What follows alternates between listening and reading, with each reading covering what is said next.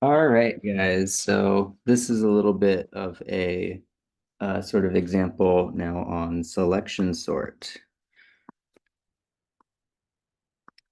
So once again, we'll start with some data, 50, 30, 60, 40, 20. And the overall theme in selection sort is the same as bubble sort. We want to make part of the array sorted and part of the array is going to be unsorted. And we want to grow over time the sorted portion and shrink the unsorted portion.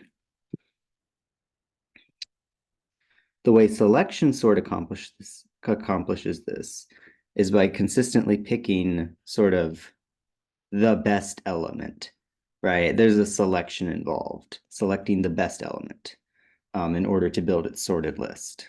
And so we have to think about a little bit what the best element is.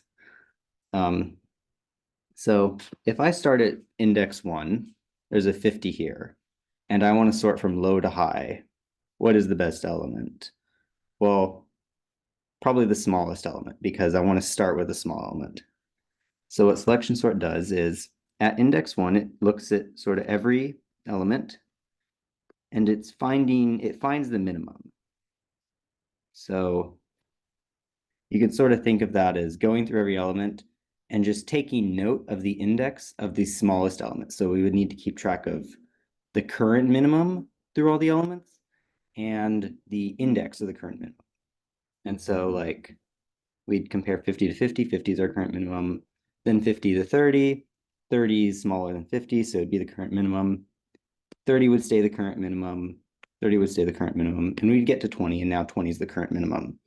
And so what's nice here is that unlike bubble sort, we don't have to swap 20 all the way back. We don't have to swap 20 with 40, then 20 with 60, then 20 with 30. No, we don't got to worry about that. Because we know we're at 50 and we figured out what the minimum element is, we can just swap 50 and 20. So 20, 30, 60, 40, 50. And 20 is the smallest element, so that is now sorted. Now we're at the second index at 30. And we just will repeat the same process. We're going to select the next best element or the best element.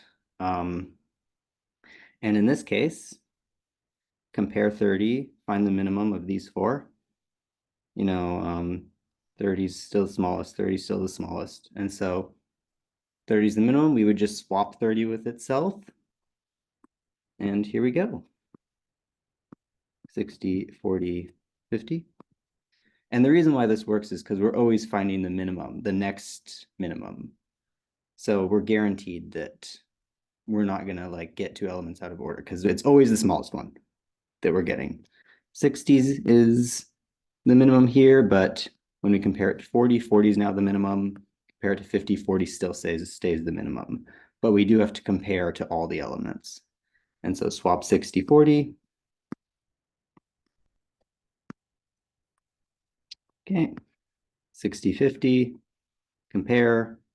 50 is the minimum. Swap.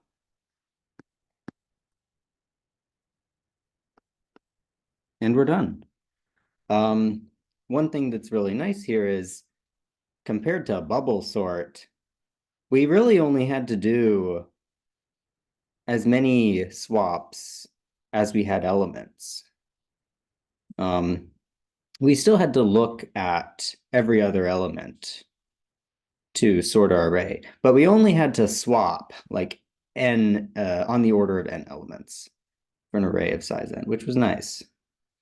I think also like in video length and just length of the time it took me to write it out, you can see that selection sort might be in general a little bit faster than bubble sort, at least like in practical implementation. Theoretically, they're going to have, I think, the same big O, but we'll learn more about that later. So thanks for watching and good luck.